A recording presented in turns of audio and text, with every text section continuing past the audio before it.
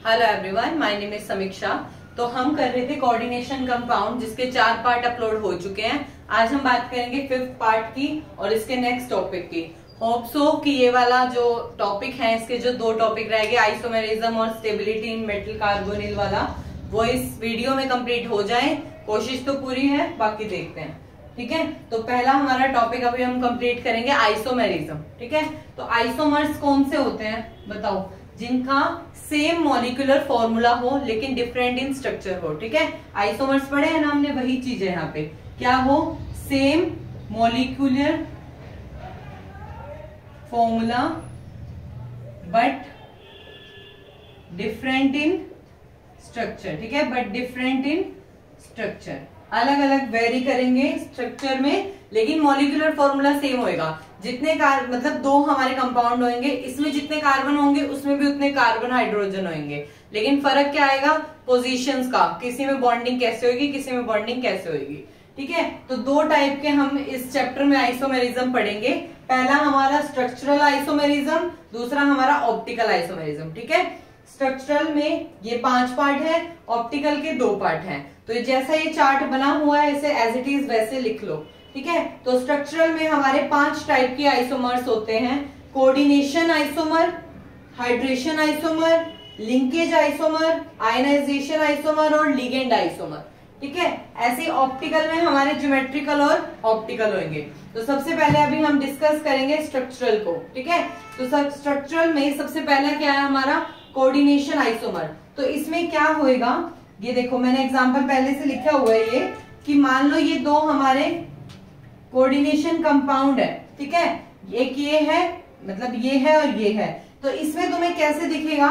ये और ये देखो, दोनों वैसे क्या है? सेम है। क्रोमियम है, कोबाल्ट है, दोनों में 6 अमोनिया है, 6 साइनाइड लिगेंड है। लेकिन फर्क क्या आ गया कि ऊपर वाले में क्रोमियम के साथ अमोनिया लिगेंड है और यहाँ क्रोमियम के साथ साइनाइड एज अ लिगेंड है। ठीक है, तो इस टाइप के जो 2 आइसोमर्स होंगे वो कोऑर्डिनेशन आइसोमर्स कहलाएंगे। उनके कोऑर्डिनेशन स्फीयर के अंदर जो मेटल है, लिगेंड है, वो एक्सचेंज हो जाएंगे। हम यूं भी तो कह सकते हैं लिगेंड एक्सचेंज हो गए, या यूं भी कह सकते हैं इनके मेटल एक्सचेंज हो गए। ठीक है, तो 2 कोऑर्डिनेशन स्फीयर जब भी तुम्हें इकट्ठे दिखे तो वहां पे तुम्हारा कोऑर्डिनेशन आइसोमर्स लग जाएगा। ठीक है, सेकेंड है हमारा हाइड्रेट।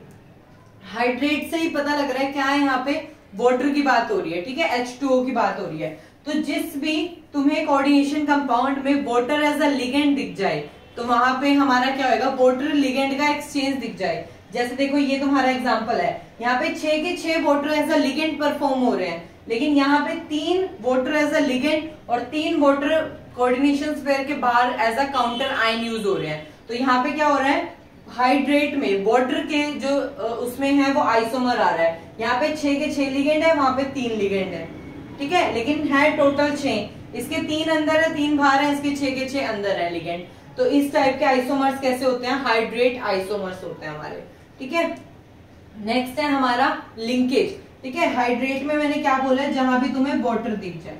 अब बात आएगी जब लिंकेज की, तो लिंकेज उनमें शो होता है जहां पे तुम्हारे एम्बीडेंटेड लिगेंड होते हैं। एम्बीडेंटेड लिगेंड कौन से होते हैं? ये लिगेंड जो ऐसा लिगेंड जो अपनी किसी 2 साइड से डोनेट कर सके और एक टाइम पे एक से डोनेट करे। जैसे NCS, SCN, नाइट्रोजन से भी डोनेट कर सकता है, सल्फर से भी डोनेट कर सकता है।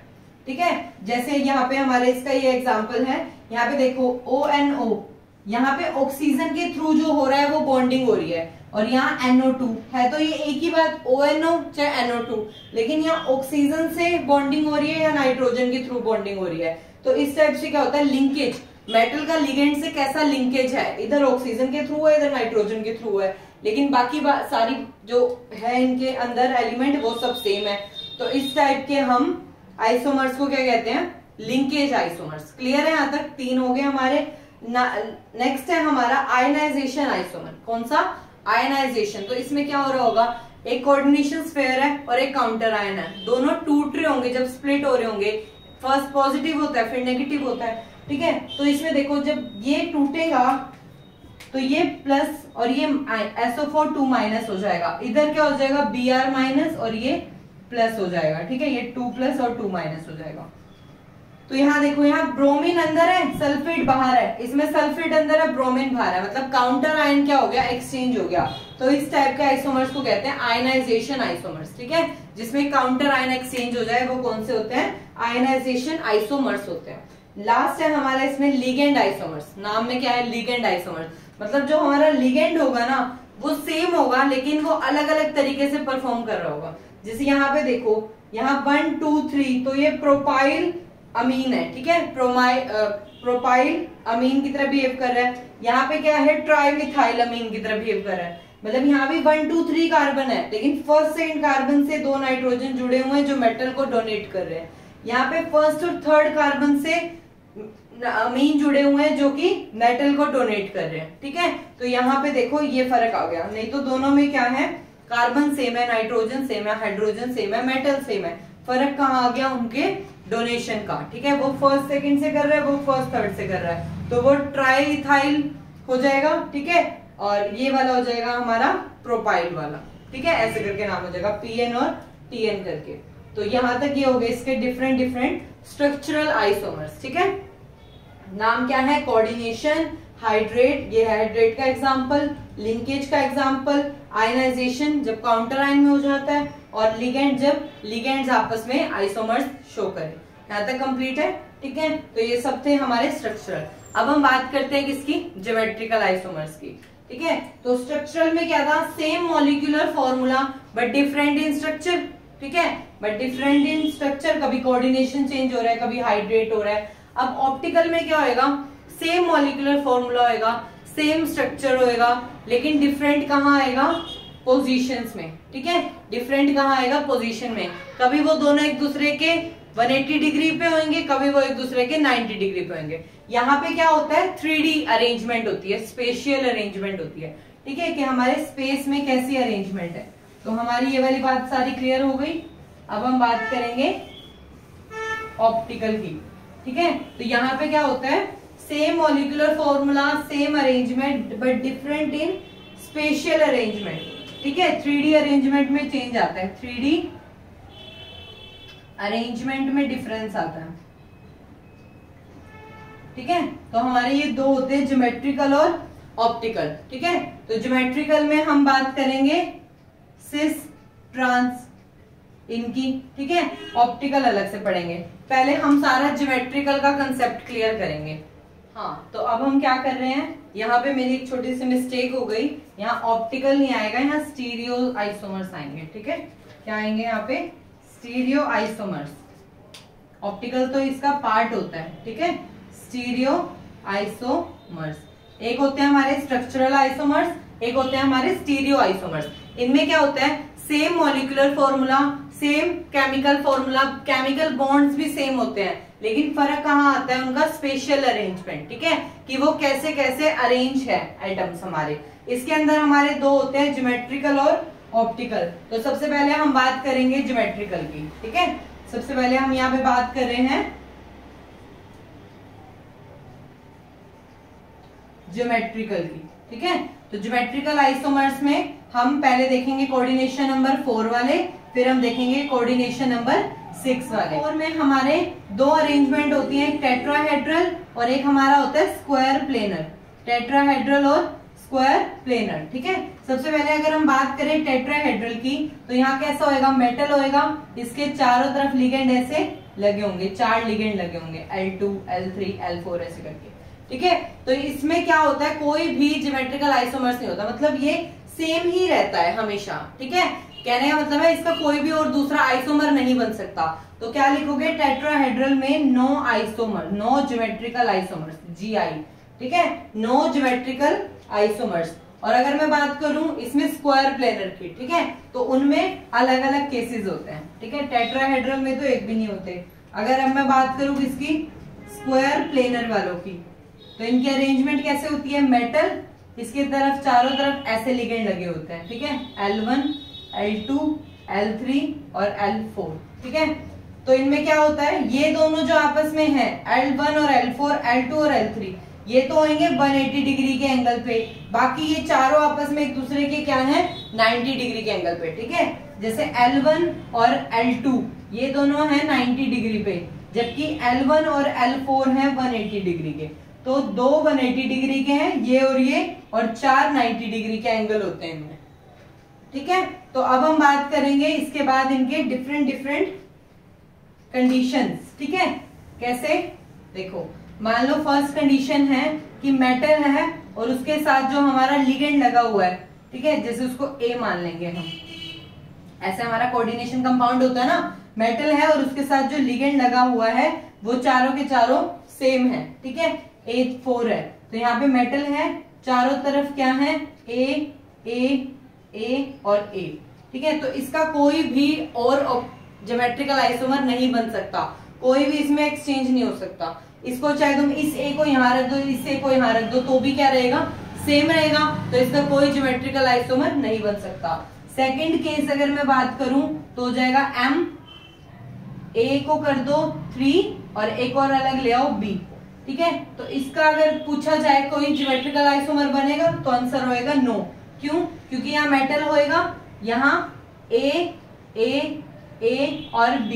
ठीक है, तो यहाँ पे अगर मैं इस B को उठा के यहाँ रख दूं, A को उठा के यहाँ रख दूं, तो भी कोई भी फर्क नहीं आएगा, अभी भी A के सामने B रहेगा और A के सामने A रहेगा, तो इसमें भी कोई भी ज्योमेट्रिकल आइसोमर नहीं बनेगा। ठीक है, नो ज्योमेट्रिकल आइसोमर।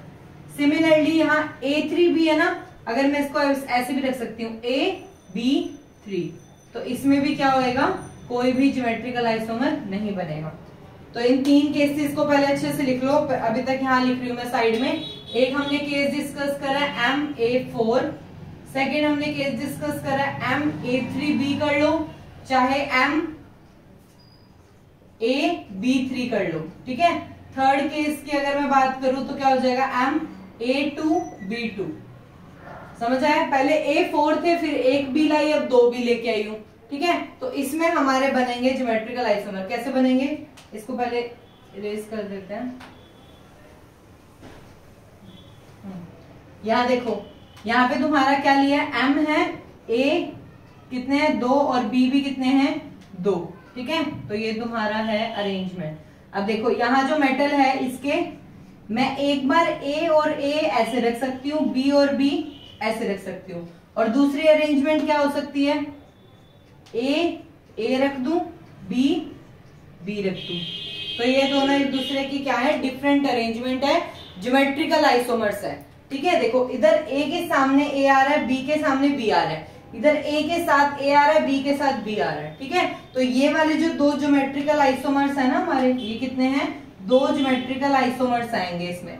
ठीक है, तो ये वाला होएगा हमारा ट्रांस और ये वाला होएगा हमारा सिस। कैसे, जब ये दोनों आपस में 180 डिग्री के एंगल पे हो, एक दूसरे के बिल्कुल अपोजिट हो, तो वो होता है ट्रांस। जब ये दोनों आपस में साथ साथ हो, 90 डिग्री के एंगल पे हो, तो ये होते हैं हमारे सिस। अब फर्क समझ आया सिस और ट्रांस का? ट्रांस मतलब एक दूसरे के बिल्कुल अपोजिट 90 डिग्री के एंगल पे, और सिस मतलब दोनों 90 डिग्री के एंगल पे। ठीक है, साथ साथ वाले। तो इसके बन गए 2 ज्योमेट्रिकल आइसोमर्स। ठीक है, A2B2 वाले। अब फोर्थ केस बताओ क्या बन सकता है, फोर्थ केस क्या बन जाएगा, MA2B और C, B की जगह एक और ले आई C करके, तो इसमें भी क्या बनेंगे हमारे 2 ज्योमेट्रिकल आइसोमर्स। ठीक है, इन दोनों में अभी तक क्या बन रहे हैं, इनमें तो कोई भी, ठीक है, 9 ज्योमेट्रिकल आइसोमर्स और इनमें 2 ज्योमेट्रिकल आइसोमर्स। इधर भी क्या हो जाएगा, एक बार A सामने आ जाएंगे, B और C यहाँ आ जाएंगे, A यहाँ आ जाएंगे, B और C यहाँ आ जाएंगे। ठीक है, सिमिलरली इस जैसा बन जाएगा। फिफ्थ केस क्या ले सकती हूँ मैं, MABCD। ठीक है, ABCD चारों डिफरेंट कर दिए। जब चारों डिफरेंट हो जाएंगे तो इसमें बनते हैं 3 ज्योमेट्रिकल आइसोमर्स। कितने बनते हैं, 3 ज्योमेट्रिकल आइसोमर्स बनते हैं। कैसे बनेंगे, देखो यहाँ मेटल है ABCD, पहले ऐसे रख दो, एक बार A के सामने D रख दो, एक बार A के सामने B रख दो, एक बार A के सामने C रख दो। ऐसे करके तुम्हारे क्या बन जाएंगे, 3 ज्योमेट्रिकल आइसोमर्स बन जाएंगे। किसी एक ही पोजीशन को फिक्स कर दो, बाकी तीनों को उसके ट्रांस में या सिस में रखते जाओ। जैसे यहाँ A के साथ B है, यहाँ एक बार C रख दो, यहाँ एक बार D रख दो। ठीक है, ऐसे करके इसके क्या बन जाएंगे, 3 ज्योमेट्रिकल आइसोमर्स बन जाएंगे। तो ये वाले हमारे मेन से केस हमने डिस्कस कर लिए, किसके, कोऑर्डिनेशन नंबर 4 का स्क्वायर प्लेनर। देखो कोऑर्डिनेशन नंबर 4 पढ़ा हमने, उसमें दो होते हैं, टेट्राहेड्रल और स्क्वायर प्लेनर। टेट्राहेड्रल में एक भी ज्योमेट्रिकल आइसोमर्स नहीं होता। फिर हमने बात की स्क्वायर प्लेनर की। स्क्वायर प्लेनर में हमने ये 5 केसेस डिस्कस करे हैं, जब चारों लिगेंड सेम हो, जब एक लिगेंड अलग हो, जब 2 लिगेंड अलग हो, जब चारों लिगेंड अलग लगे हो स्क्वायर प्लेनर में, तो कितने कितने ज्योमेट्रिकल आइसोमर्स बनते हैं। ठीक है, जनरली हमारा कौन सा था, सिस और ट्रांस वाला। ठीक है, सिस और ट्रांस वाला। जब सिस होता है तो 90 डिग्री के एंगल पे होता है साथ साथ, और जब ट्रांस में होते हैं तो बिल्कुल अपोजिट 180 डिग्री एंगल पे होता है। ठीक है, यहाँ तक क्लियर है।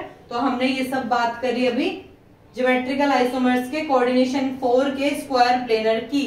अब हम बात करेंगे ज्योमेट्रिकल का कोऑर्डिनेशन नंबर 6 के क्या क्या अलग अलग हो सकते। जैसे इसके करें हमने, ऐसे ही हम सारे कंसेप्ट देखेंगे किसके, कोऑर्डिनेशन नंबर 6 वाले के। ठीक है, यहाँ तक क्लियर है। ये अच्छे से पांचों लिख लेना। इन दोनों में एक भी ज्योमेट्रिकल आइसोमर्स नहीं है, इनमें 2 हैं और इनमें 3 होते हैं। ठीक है, यहाँ तक क्लियर है। हाँ, तो नेक्स्ट हमारा ज्योमेट्रिकल आइसोमर्स का हम कोऑर्डिनेशन नंबर 6 की बात कर रहे हैं। ठीक है, कोऑर्डिनेशन नंबर 6 में हमारे ये वाले केसेस बनते हैं। तो अब हम कोऑर्डिनेशन नंबर 6 की बात कर रहे हैं, तो उसमें हमारे क्या क्या केसेस बन रहे हैं वो मैंने यहाँ लिखा है, और इनमें अब देखना कितने कितने ज्योमेट्रिकल आइसोमर बनते हैं या नहीं बनते हैं। ठीक है, तो सबसे पहले हमारा है Ma6, मतलब मेटल है 6 की कैसे 6 नंबर कोऑर्डिनेशन है, तो ऑक्टाहेड्रल अरेंजमेंट है। कैसे लगेंगे, 1 2 3 4 5 6। ठीक है, तुम्हें सारी जगह ए लगाने हैं, तो वहां ए का ए को ही रिप्लेसमेंट मिलेगा, तो यहाँ पे कोई भी ज्योमेट्रिकल आइसोमर्स नहीं होंगे। जब जैसे वहां Ma4 में एक भी नहीं था, Ma6 में भी एक भी नहीं होगा। तो क्या लिखो, no geometrical isomers, no geometrical isomers here. ठीक है, उसके बाद हम बात कर रहे हैं Ma5B, मतलब एक ए को हटा के अब हमने बी लगा लिया, मतलब ए है ए और बी। ठीक है, इस बी को हम उठा के कहीं और भी रख दें तो भी क्या रहेगा, हमेशा ए के सामने ही बी आएगा। ए के सामने बी, इस बी को यहाँ रख दो, ए के सामने बी, इस बी को यहाँ रख दो, ए के सामने बी, तो यहाँ भी कोई भी ज्योमेट्रिकल आइसोमर नहीं बनेगा। No geometrical isomers. ठीक है, क्या मतलब, अगर चाहे A5B कर दो चाहे AB5 कर दो, एक ही बात है। नेक्स्ट केस है हमारा A4B2, 4 A है 2 B है, यहाँ पे हमारे 2 ज्योमेट्रिकल आइसोमर बनेंगे। कितने बनेंगे, कौन कौन से, सिस और ट्रांस। देखो जो 2 B है, एक बार दोनों को अपोजिट रख दो और एक बार दोनों B को साथ रख दो। ठीक है, जैसे B के सामने B रख दो, एक केस तो तुम्हारा ये बन जाएगा। ठीक है, और एक केस में 2 B को साथ रख दो, मतलब B यहाँ हो गए, यहाँ बाकी जगह A हो गए। ठीक है, तो ये बन गया हमारा सिस और ये बन गया हमारा ट्रांस। तो ऐसे 2 ज्योमेट्रिकल आइसोमर्स बन जाएंगे इसमें। नेक्स्ट केस है हमारा A3B3। ठीक है, 3 A है और 3 B है, इसमें भी हमारे 2 ज्योमेट्रिकल आइसोमर्स बनेंगे, लेकिन उनके नाम होंगे फेशियल और मेरिडियोनल। फेशियल और मेरिडियोनल, इसे FAC से लिखते हैं, इसे MER से लिखते हैं। ठीक है, अब इन दोनों को समझो। जब हमारा, अब हमें क्या करना है, 3 रखना है। जैसे यहाँ मान लो 3 A ऐसे हैं, बाकी ये B है, B B B। ठीक है, तो जब तुम्हारे ऐसे साथ साथ आए ऐसे, ठीक है, समझ आया, जब तुम्हारे साथ साथ 3 इकट्ठे आए, ये 3 इकट्ठे आए, तो इन्हें बोलते हैं फेशियल। क्या बोलते हैं, फेशियल। ठीक है, और जब तुम्हारे मेरिडियोनल में क्या हो जाएगा, 2 साथ में एक अपोजिट, 2 साथ में एक के अपोजिट, ऐसे कर। ठीक है, 2 साथ में और एक तुम्हारा ऐसे अपोजिट, तो ये हो गए तुम्हारे मेरिडियोनल। ठीक है, फेशियल और मेरिडियोनल। इसमें क्या होते हैं, तीनों आपस में साथ में होते हैं, इसमें 2 आपस में 180 पे और एक 90 पे। ठीक है, तो ये होते हैं हमारे 2 ज्योमेट्रिकल। अब है तुम्हारा MAA2 और B2, मतलब ये वाले जो है ना वो कौन से हैं, बाइडेंटेड लिगेंड है, मतलब आपस में जुड़े हुए हैं।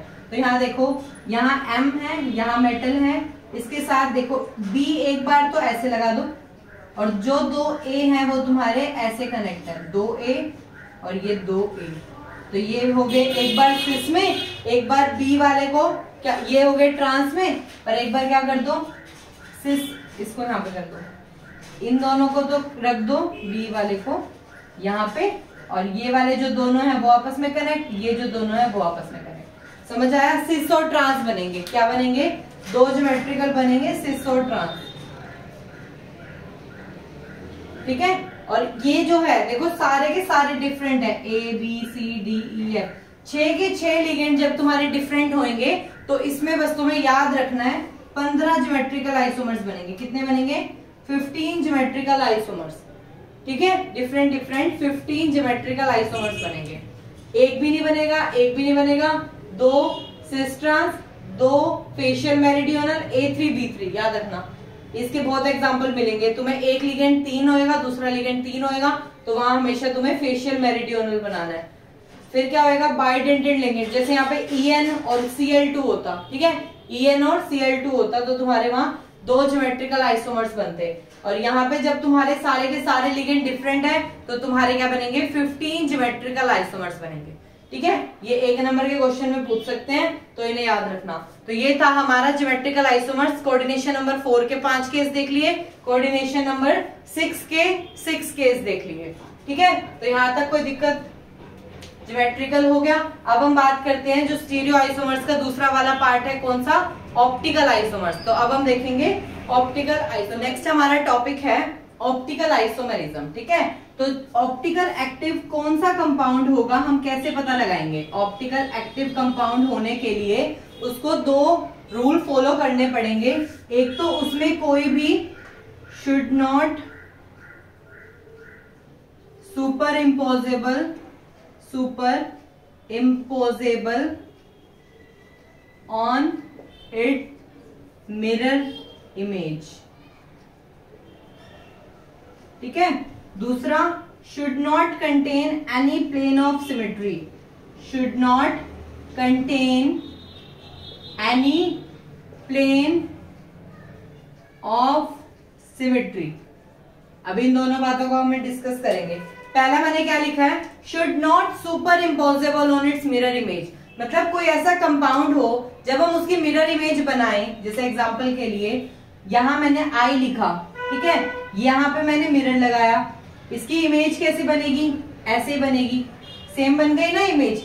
तो इसकी इमेज को जब मैं उठा के इसके ऊपर रखूंगी, तो अगर इसने इसको पूरी तरीके से ढक लिया तो इसने इसको क्या कर दिया, सुपर इम्पोज कर दिया, और अगर नहीं कर पाया तो नॉन सुपर इम्पोजेबल। ठीक है, अब इसने इसको क्या कर दिया, पूरी तरीके से छुपा लिया, पीछे सुपर इम्पोज कर दिया, तो ये ऑप्टिकली इनएक्टिव कंपाउंड है। ठीक है, जैसे कि मान लो हमारा S कर लो, इसका मिरर इमेज बनाओ, कैसे बनेगी, ऐसे ऐसे और ऐसे, ऐसे दिखाई देगा तुम्हें इसकी मिरर इमेज। अब तुम इसको उठाओ और इसके ऊपर रखो, ठीक है, इसको उठाओ और इसके ऊपर रखो, क्या ये सुपर इम्पोज होंगी, नहीं ना, तो ये कैसा है, ऑप्टिकली एक्टिव है। मतलब इसकी इमेज इस पे अगर नॉन सुपर इम्पोजेबल है तो वो ऑप्टिकली एक्टिव है। दूसरा, कोई भी प्लेन ऑफ सिमेट्री नहीं होनी चाहिए, जैसे इसमें प्लेन ऑफ सिमेट्री है ना, ये इसको बिल्कुल क्या कर रहा है, इक्वल पार्ट में डिवाइड कर रहा है, ऐसे कट करोगे तो भी इक्वल पार्ट में डिवाइड कर रहा है, मतलब क्या कर रहा है, रिफ्लेक्ट कर रहा है। जैसे प्लेन ऑफ सिमेट्री, जैसे A है लेटर, अगर मैं इसको बीच में से कट करूंगी तो जितना पार्ट ये है उतना पार्ट ये है ना, तो ये कैसा हो गया, प्लेन ऑफ सिमेट्री कंसीडर कर रहे हैं, अब इसमें है, इसमें, इसलिए ये ऑप्टिकली इनएक्टिव है। ठीक है, तो सबसे पहले तो हम ये पता लगाते हैं कंपाउंड एक्टिव है या इनएक्टिव है। इनएक्टिव है कब, जब वो सुपर इम्पोजेबल है उसकी मिरर इमेज पे और कोई भी प्लेन ऑफ सिमेट्री उसने कंटेन कर रखी है तो। ठीक है, दूसरी हमारी बात कि हम कैसे पता लगाएंगे कि कोई कंपाउंड ऑप्टिकल एक्टिव है या नहीं है, तो उसके लिए हमारा एक वो आता है, इंस्ट्रूमेंट आता है पोलैरिमीटर, जिसके थ्रू हम पता लगा सकते हैं कि वो कंपाउंड ऑप्टिकली एक्टिव है या नहीं है। मान लो तुम्हारा यहाँ पे अनपोलराइज्ड लाइट होती है, ऐसे यहाँ पे तुम्हारा निकोल प्रिज्म होता है, इसके अंदर तुम क्या करते हो, जो भी तुम्हारा कंपाउंड है उसे फिल करते हो। ठीक है, तो वहां पे जब तुम इसको देखते हो जब ये पोलराइज हो जाता है तो ये दो टाइप से हमें ऑप्टिकल एक्टिव शो करता है, ठीक है, एक डेक्स्ट्रो और एक लीवो। अगर ये प्लेन पोलराइज, ये अनपोलराइज थी, यहाँ पे प्लेन पोलराइज लाइट हमें मिल जाती है। अगर ये प्लेन पोलराइज लाइट को राइट साइड रोटेट करता है तो ये होता है डेक्स्ट्रो रोटेटरी, और अगर लेफ्ट साइड रोटेट करता है तो ये होता है लीवो रोटेटरी। मतलब अगर कोई कंपाउंड तुम्हारा ऑप्टिकल एक्टिव है तो वो दो टाइप से ऑप्टिकल एक्टिव होएगा, एक डेक्स्ट्रो और एक लीवो। जैसे हमारे ज्योमेट्रिकल आइसोमर्स में दो थे, सिस और ट्रांस, ऐसे हमारे दो होंगे, डेक्स्ट्रो और लीवो। ठीक है, यहां तक क्लियर है। उसके बाद तो देख लिया हमने ऑप्टिकल एक्टिव हम कैसे बताएंगे कंपाउंड में, क्या देखेंगे, उसकी मिरर इमेज उस पे नॉन सुपर इम्पोजेबल होनी चाहिए और उसमें कोई भी प्लेन ऑफ सिमेट्री नहीं होनी चाहिए। तो अब हम इसमें भी दो बात करेंगे, कोऑर्डिनेशन नंबर 4 वाले की, कोऑर्डिनेशन नंबर 6 वाले की। 4 में हम बात करेंगे टेट्राहेड्रल और स्क्वायर प्लेनर की। टेट्राहेड्रल में क्या होगा हमारा, देखो अब हम डिस्कस कर रहे हैं टेट्राहेड्रल वाले को। इसकी शेप कैसे होगी, यहाँ मेटल होएगा, यहाँ 4 हमारे लिगेंड लगे होंगे, ठीक है, लिगेंड लगे होंगे। अगर ये सारे लिगेंड सेम हैं, मतलब ये MA4 टाइप का है, तो इसकी मिरर इमेज जब तुम बनाओगे तो वो उस पे क्या होगी, सुपर इम्पोजेबल होगी और वो ऑप्टिकली इनएक्टिव होएगा। क्या होएगा, ऑप्टिकली इनएक्टिव। कब, जब सारे लिगेंड सेम हो, और जब सारे लिगेंड डिफरेंट हो, यहाँ A हो, यहाँ B हो, यहाँ C हो, यहाँ D हो। अब तुम इसकी मिरर इमेज बनाओ, यहाँ मेटल है, इसकी मिरर इमेज A ऊपर, यहाँ देखो D आएगा, यहाँ C आएगा, यहाँ B आएगा, इसकी मिरर इमेज बनाओगे। अब तुम इसको उठा के इसके ऊपर रखो, जहां D है वो B के ऊपर सुपर इम्पोज होएगा, दिख रहा है, जो D है वो B के ऊपर सुपर इम्पोज होएगा, D वाला। जब तुम इसको उठा के एज इट इज रखोगे तो ये क्या हुआ, नॉन सुपर इम्पोजेबल, और इसमें कोई भी प्लेन ऑफ सिमेट्री नहीं है, तो ये ऑप्टिकली एक्टिव होएगा। कैसा होएगा, ये ऑप्टिकली एक्टिव। और जब चारों सेम थे तो क्या था, ऑप्टिकली इनएक्टिव। तो ये दो डिफरेंट केसेस है इसमें।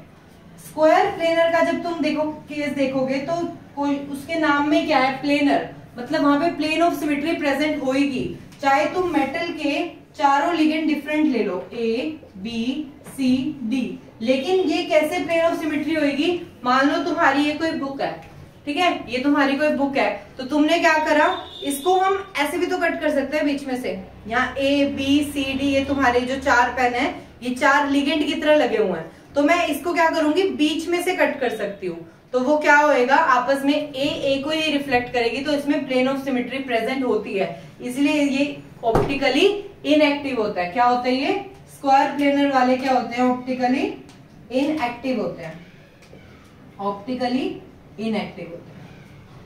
ठीक है, ज्योमेट्रिकल आइसोमर्स देखो इसमें नहीं था, लेकिन ये ऑप्टिकली एक्टिव है, और इसमें ज्योमेट्रिकल आइसोमर्स के हमने 5 केस देखे थे, लेकिन यहाँ पे ये ऑप्टिकली इनएक्टिव है। क्यों, क्योंकि इसमें प्लेन ऑफ सिमेट्री प्रेजेंट होती है।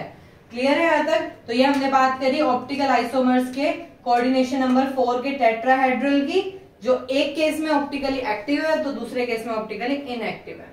ठीक है, और यहाँ पे स्क्वायर प्लेनर में सारे ही इनएक्टिव होंगे, क्योंकि हर केस में प्लेन ऑफ सिमेट्री प्रेजेंट होगी। अब हम बात करेंगे कोऑर्डिनेशन नंबर 6 वाले में क्या क्या केसेस होते हैं।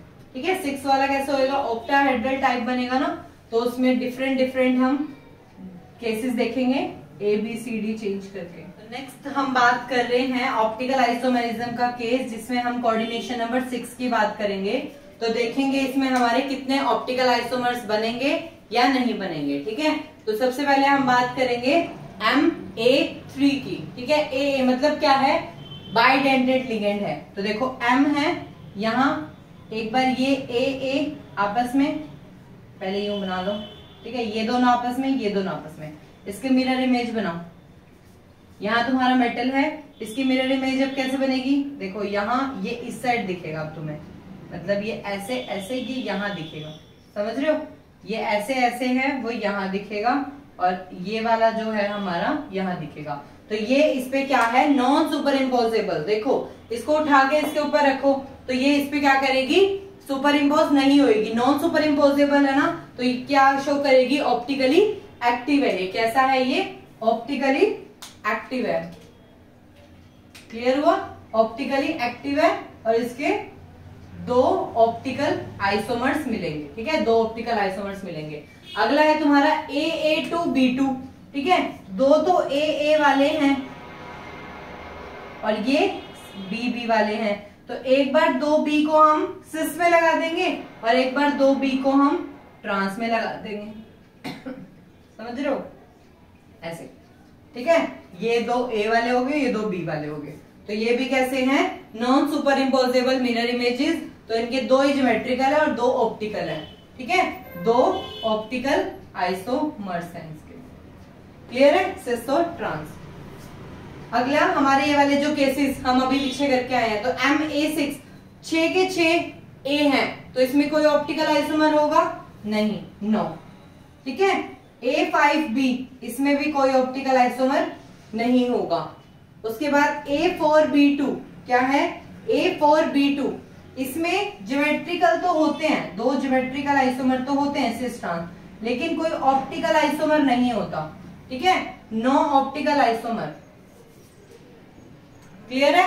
यहाँ पे A3B3 इसमें भी दो ज्योमेट्रिकल आइसोमर होते हैं, वो फेशियल मेरिडियोनल, लेकिन कोई ऑप्टिकल आइसोमर नहीं होता, ठीक है। तो हम इसको कैसे पहचान रहे हैं कि इसमें ऑप्टिकल आइसोमर है या नहीं है, तो उसके लिए एक छोटी सी ट्रिक है, तुम इसके पेयर बना के देखो।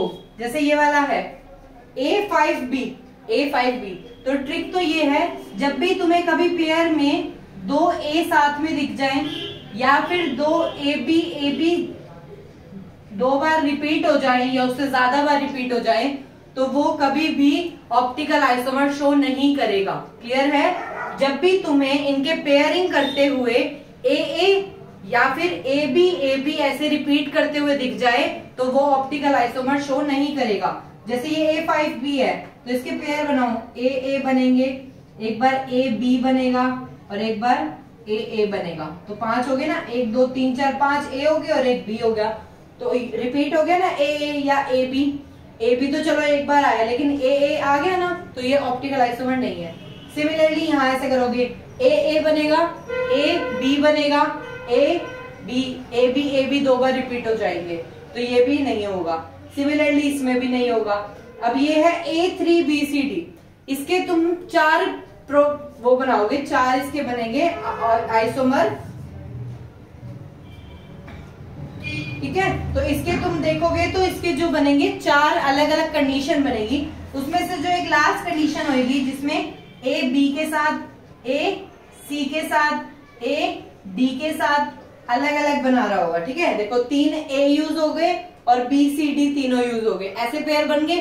तो इसमें से कोई भी कंडीशन फॉलो नहीं हुई ना, तो इसमें एक ऑप्टिकली एक्टिव होता है, ठीक है। इसमें एक मतलब ऑप्टिकल एक्टिव है ये, इसके एक कंडीशन में ये ऑप्टिकली एक्टिव होता है, मतलब ये दो ऑप्टिकल आइसोमर्स शो करेगा, ठीक है, दो ऑप्टिकल आइसोमर्स शो करेगा। उसके बाद देखो ABCDEF, जब हमने पीछे में ये ज्योमेट्रिकल आइसोमर्स में देखा था 6 के 6 डिफरेंट, तो वहां पे 15 ज्योमेट्रिकल आइसोमर आ रहे थे, ठीक है। और उसमें क्या था, देखो यहाँ कहीं भी ना तो AA बनेगा क्योंकि एक बार A है, ना AB दो बार रिपीट हो सकता है। तो यहाँ पे अगर 15 ज्योमेट्रिकल आइसोमर है, तो इसमें 30 ऑप्टिकल आइसोमर बनते हैं, क्योंकि एक डेक्स्ट्रो होता है और एक लिवो होता है। इसलिए अगर 15 ज्योमेट्रिकल आइसोमर है तो इसके 30 ऑप्टिकल आइसोमर्स बनते हैं, ठीक है। तो ये था हमारा कोऑर्डिनेशन नंबर 6 के बारे में। तो हमने ये वाले इंपॉर्टेंट केस है इसके, जब ये बाइडेंटेड लिगेंड शो करता है, ठीक है। तो देखो ये इस पे नॉन सुपर इम्पोजेबल थी, तो ये वाले तुम्हें पक्का देखने को मिलते हैं एनसीईआरटी बुक में। और एक ये वाला, ठीक है, इसमें क्या होता है, एक बार 20 इसमें और एक बार ट्रांस में तुम लगा सकते हो, ठीक है। ये वाले हमारे 1 नंबर के क्वेश्चन में पूछे जा सकते हैं, जबकि ये वाले तुम्हारे एनसीईआरटी के हैं, ठीक है। तो ये था तुम्हारा ज्योमेट्रिकल आइसोमेरिज्म और ऑप्टिकल आइसोमेरिज्म के चारों पार्ट देख लिया हमने कोऑर्डिनेशन नंबर 4 में और 6 में ज्योमेट्रिकल का, कोऑर्डिनेशन 4 और 6 में ऑप्टिकल आइसोमर्स का हमने सब देख लिया। अब हमारा इस चैप्टर का एक लास्ट टॉपिक बचा है, मेटल जो कार्बोनिल कंपाउंड के साथ क्या बनाएगा, बॉन्ड बनाएगा। दोस्तों क्या बोलते हैं, ऑर्गेनोमेटेलिक बॉन्ड। जब मेटल और कार्बन या किसी ऑर्गेनिक कंपाउंड के साथ हमारा क्या बने, बॉन्ड बने, उसे क्या बोलेंगे, ऑर्गेनोमेटालिक बॉन्ड। ठीक है, तो वो लास्ट टॉपिक रह गया, उसको भी हम वाइंड अप करते हैं। तो हमारा इस चैप्टर का लास्ट टॉपिक रह गया, ठीक है, मेटल इन मतलब बॉन्डिंग इन मेटल कार्बोनिल्स। कुछ बेसिक बातें पता होनी चाहिए, जैसे ऑर्गेनोमेटालिक कंपाउंड क्या होते हैं। ठीक है, नाम में ही है ऑर्गेनो, कोई ऑर्गेनिक कंपाउंड कार्बन वगैरह और एक मेटल के बीच में जो बॉन्ड बनता है उसे कहते हैं ऑर्गेनोमेटालिक कंपाउंड। तो इसमें क्या होता है, इसकी दो कंडीशन क्या है कि एक तो एटलीस्ट उसमें 1 कार्बन मेटल बॉन्ड होना चाहिए, एक से ज्यादा भी हो सकता है लेकिन एटलीस्ट 1 होना चाहिए, तभी वो ऑर्गेनोमेटालिक कंपाउंड कहलाएगा। दूसरा, जीस जो था वो सबसे फर्स्ट हमारा साइंटिस्ट था जिन्होंने 1830 में फर्स्ट ऑर्गेनोमेटालिक कंपाउंड को प्रिपेयर किया था, जिसका नाम उन्होंने रखा था जीस सोल्ट। ठीक है, जीस सोल्ट। इसमें क्या था, बाहर पोटेशियम था, प्लेटिनम इसका मेन मेटल था और यहाँ पे 3 क्लोरीन। देखो इसका स्ट्रक्चर कैसे है, यहाँ हमारा ये K+ तो ये माइनस। ठीक है, प्लेटिनम हमारा सेंट्रल मेटल एटम है, 3 हमारे ऐसे क्लोरीन लगे हुए हैं Cl Cl Cl और एक जगह ऐसे लिखा हुआ है ये ईटा, इसको क्या बोलते हैं, ईटा। और यहाँ पे इसका मतलब क्या है, हैप्टिसिटी। क्या मतलब है इसका, हैप्टिसिटी मतलब कितने जगह से ये इलेक्ट्रॉन दे रहा है, कितने बॉन्ड से ये मेटल को इलेक्ट्रॉन दे रहा है कार्बन वाले। तो इसके ऊपर 2 है, मतलब 2 इलेक्ट्रॉन दे रहा है। ठीक है, इसलिए इसको ऐसे यहाँ पे ऐसे करके ऐसे 2, यहाँ CH2 और CH2, यहाँ लिखा हुआ है C2H4। ठीक है, तो ऐसे करके और इसके ऊपर क्या आएगा, नेगेटिव चार्ज और बाहर के पॉजिटिव। तो ये होता है हमारा जीस सोल्ट का स्ट्रक्चर। तो इसने फर्स्ट ऑर्गेनोमेटालिक कंपाउंड का तुम्हारे पूछ सकते हैं, यहाँ तक क्लियर है। तो उसके बाद कितने टाइप के ऑर्गेनोमेटालिक कंपाउंड होते हैं, तो यहाँ 3 टाइप के ऑर्गेनोमेटालिक कंपाउंड होते हैं। एक तुम्हारा सिग्मा बॉन्डेड, तो इसमें क्या होगा, तुम्हारा जो लिगेंड मेटल को इलेक्ट्रॉन डोनेट कर रहा होगा वो सिंगल बॉन्ड मतलब अपने सिग्मा ऑर्बिटल से दे रहा होगा। जैसे इसमें फेमस एग्जांपल होता है हमारा RMgX, यहाँ पे क्या है, Mg मेटल है और R हमारा कोई कार्बन का है CH3 C2H5 कुछ भी हो सकता है। तो इन दोनों के बीच में सिग्मा बॉन्ड है, तो यहाँ पे सिग्मा बॉन्डेड ऑर्गेनोमेटालिक कंपाउंड की बात हो रही है। फिर है पाई बॉन्डेड, पाई बॉन्डेड में तुम जीस सोल्ट का एग्जांपल दे सकते हो। ठीक है, क्योंकि यहाँ पे देखो क्या बना रहा है, ये पाई बॉन्ड से दे रहा है, डबल बॉन्ड से डोनेट हो रहा है ना इलेक्ट्रॉन का, तो इसमें क्या हो रहा है, पाई बॉन्ड के यूज हो रहा है। मेन हमें इसमें क्या पढ़ना है, थर्ड वाला, जिसमें सिग्मा पाई दोनों यूज हो रहे हो। ठीक है, जिसमें सिग्मा पाई दोनों यूज हो रहे हो, तो इसमें हम जनरली पढ़ेंगे मेटल कार्बोनिल्स। कौन सा पढ़ेंगे, मेटल कार्बोनिल।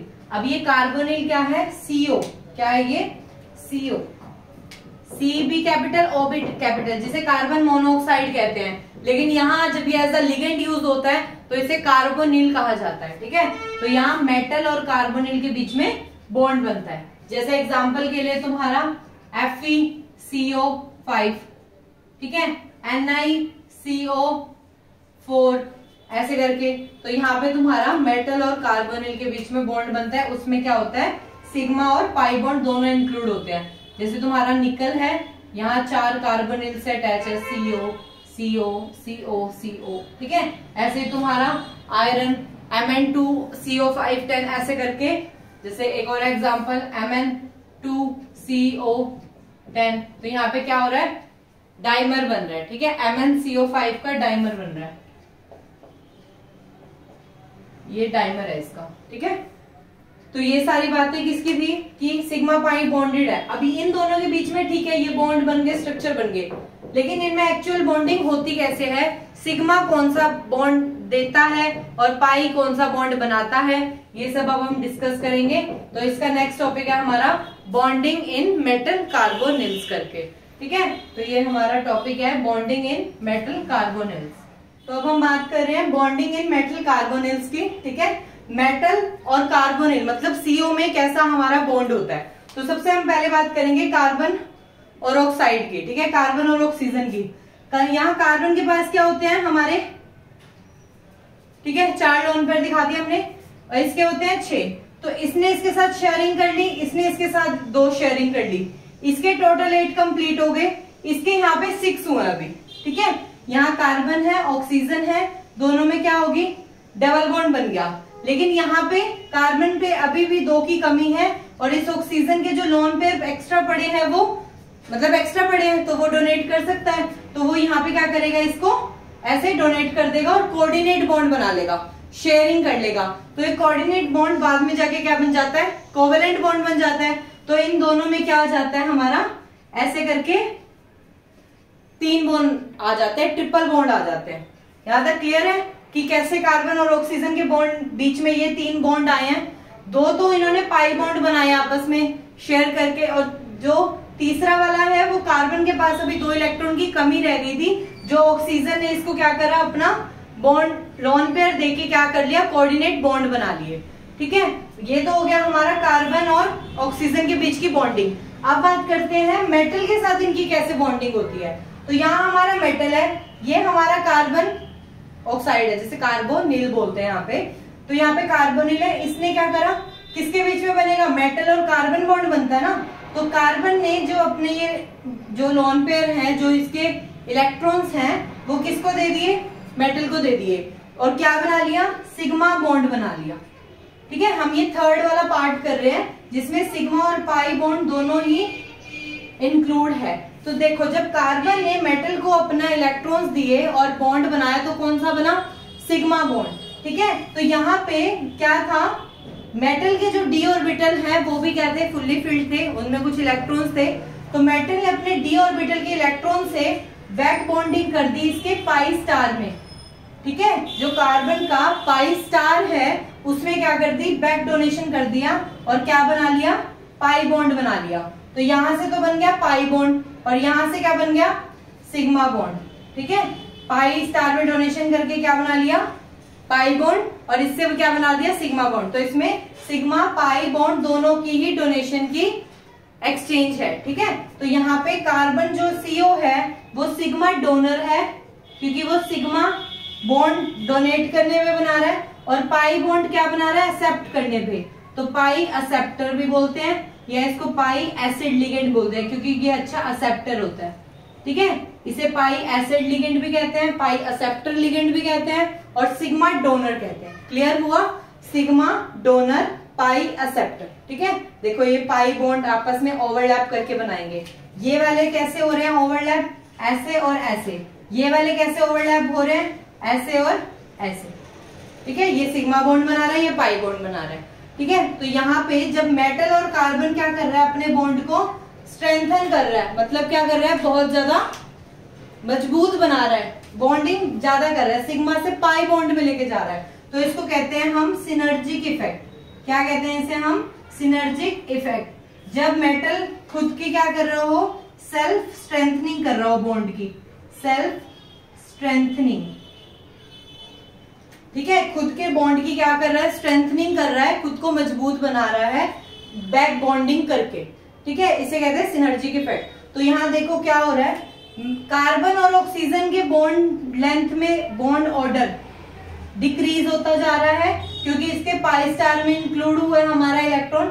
ठीक है, तो जब भी पाई स्टार में इलेक्ट्रॉन आता है तो बॉन्ड ऑर्डर डिक्रीज होता है। ध्यान रखना है इस बात को, आगे हम ऑर्गेनिक में अच्छे से पढ़ेंगे इस कंसेप्ट को। तो यहाँ इनके बीच के बॉन्ड ऑर्डर डिक्रीज हो रहा है और बॉन्ड लेंथ इंक्रीज हो रही है, बॉन्ड ऑर्डर बॉन्ड लेंथ। और मेटल कार्बन का जो बॉन्ड है वो इंक्रीज, मेटल और कार्बन बॉन्ड ऑर्डर इंक्रीज हो रहा है, बॉन्ड लेंथ डिक्रीज हो रही है। तो इनमें ये वाली बात ध्यान रखना, ये अपने बॉन्ड को वीक करता जा रहा है, ये अपने बॉन्ड को स्ट्रॉन्ग करता जा रहा है। तो इसको कहते हैं सिनर्जिक इफेक्ट, जब मेटल और कार्बन का बॉन्ड स्ट्रॉन्ग हो जाए बहुत ज्यादा। ठीक है, तो ये होता है हमारा बॉन्डिंग इन मेटल कार्बोनिल। पहले तुम कार्बोनिल को समझाओगे, इसने अपने कैसे बॉन्ड कंप्लीट करे, फिर इसको मेटल के साथ डोनेशन करते हुए दिखाओगे, सिग्मा डोनेशन पाई एक्सेप्टर। ठीक है, सिग्मा डोनर पाई एक्सेप्टर, और इनके बीच में हमारे बॉन्ड बन जाएंगे। ये स्ट्रॉन्ग होता जाएगा और वो वीक होता जाएगा। क्यों, क्योंकि मेटल ने इसके पाई स्टार में डाल दिया तो बॉन्ड ऑर्डर डिक्रीज हो जाता है, ये बात लिख देना। ठीक है, बॉन्ड ऑर्डर कार्बन ऑक्साइड का डिक्रीज हो रहा है और बॉन्ड लेंथ इंक्रीज हो रही है। ठीक है, तो यहाँ तक हो गया हमारा बॉन्डिंग इन मेटल कार्बोनिल।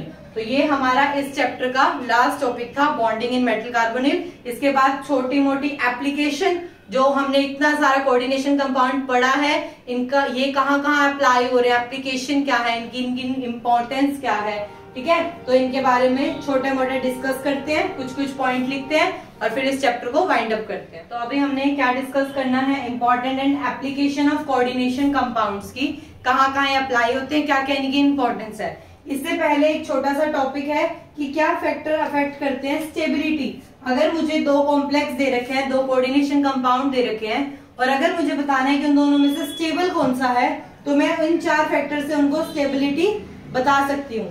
अगर दोनों कंपाउंड में से जिसपे मेटल आयन के ऊपर चार्ज जितना ज्यादा वो उतना ज्यादा स्टेबल। मान लो एक कॉम्प्लेक्स में Fe2+ है और एक में Fe3+ मेटल के ऊपर है, तो ये वाला जो होगा वो ज्यादा कंपाउंड स्टेबल होएगा। दूसरा, जितना ज्यादा मेटल आयन का साइज छोटा होएगा वो उतना ज्यादा स्टेबल होएगा, ठीक है। साइज जितना छोटा उतना स्टेबल, साइज जितना बड़ा उतना अनस्टेबल, ठीक है। तो यहाँ पे क्या बोला मैंने, तो सेकंड क्या है इसमें, इनवर्सली रिलेशन है साइज के, ठीक है। साइज ऑफ मेटल आयन की इनवर्सली है हमारा स्टेबिलिटी। थर्ड है हमारा लिगेंड की स्ट्रेंथ, ठीक है। अगर स्ट्रॉन्ग फील्ड लिगेंड है तो वो उतना ज्यादा स्टेबल, वीक फील्ड लिगेंड है तो वो उतना ज्यादा अनस्टेबल। फोर्थ है हमारा चिलेशन, जो भी हमारे उसके लिगेंड चिलेट करते हुए मिले, मतलब बाइडेंटेड हेक्साडेंटेड हुए, तो वो ज्यादा स्टेबल कंपाउंड माना जाएगा। मान लो एक में तुम्हारा सिंपल CN है और एक में तुम्हारा EN और Cl है, तो यहाँ हमारी चिलेशन शो होगी, इसीलिए यहाँ पे क्या हो जाता है, ये स्टेबल हो जाएगा। इन दोनों में से ये वाला ज्यादा स्टेबल हो जाएगा। तो ऐसे तुम स्टेबिलिटी बता सकते हो अलग अलग कॉम्प्लेक्स की इन 4 फैक्टर के बेसिस पे। लास्ट में हम बात करते हैं इसके इंपॉर्टेंस और एप्लीकेशन। सॉरी, कोऑर्डिनेशन कंपाउंड कहाँ कहाँ अप्लाई होते हैं, बहुत सारी जगह अप्लाई होते हैं, लेकिन उसमें कुछ पार्ट, कुछ पॉइंट लिखे हैं मैंने, इसके अंदर भी बहुत बातें तुम लिख सकते हो। फर्स्ट पॉइंट है हमारा क्वांटिटेटिव और क्वालिटेटिव। अगर हमने मेटल को एनालिसिस करना है कि उसकी क्वालिटी कैसी है और वो अमाउंट में कितना है, क्वांटिटी कैसी है, तो उसके लिए हम कोऑर्डिनेशन कंपाउंड्स को यूज कर सकते हैं। दूसरा, अगर कोई वाटर हार्डनेस है, हार्ड वाटर है, तो उसकी हार्डनेस को रिमूवल करने के लिए हम कोऑर्डिनेशन कंपाउंड का यूज करते हैं। तीसरा, अगर मुझे कोई सिल्वर गोल्ड प्योरली चाहिए तो मैं इम्प्योर को मेटल ये जो है कोऑर्डिनेशन कंपाउंड के साथ मिला के प्योर कर सकती हूँ, ठीक है। और fourth and last, medicinal chemistry में बहुत ज्यादा यूज है हमारा कोऑर्डिनेशन कंपाउंड का। जैसे हमारे एग्जांपल के लिए कैंसर के लिए हमारा यूज होता है सिस्प्लेटिन, ठीक है। और जो हमारा ये EDTA है वो हमारा यूज होता है लेड पॉइजनिंग में, ठीक है, रिमूवल ऑफ लेड पॉइजनिंग। तो ऐसे करके बहुत सारे इनके और एप्लीकेशन और इम्पोर्टेंस है मेडिसिनल केमिस्ट्री में और भी बहुत सारी जगह। तो ये था तुम्हारा all about coordination chemistry, coordination compound. तो ये चैप्टर आज हमारा यहाँ पे कंप्लीट होता है। तुम्हें भी कॉन्ग्रेचुलेशन, मुझे भी कॉन्ग्रेचुलेशन। एंड ये सब हमारा ऑर्गेनोमेटेलिक कंपाउंड था। तो आज हमने सारा ज्योमेट्रिकल आइसोमर्स, ऑप्टिकल आइसोमर्स बहुत इंपॉर्टेंट है और तुम्हें उसमें से क्वेश्चन देखने को पक्का मिलेंगे, उससे बहुत अच्छे से कर लेना। तो इस चैप्टर को हम यहीं पे वाइंड अप करते हैं। Thank you. नेक्स्ट हम मिलेंगे, ऑर्गेनिक केमिस्ट्री करेंगे, ठीक है। इनऑर्गेनिक के भी 2 चैप्टर कंप्लीट हो गए हैं, अब हम चलेंगे ऑर्गेनिक केमिस्ट्री पे, ठीक है। Thank you, bye bye.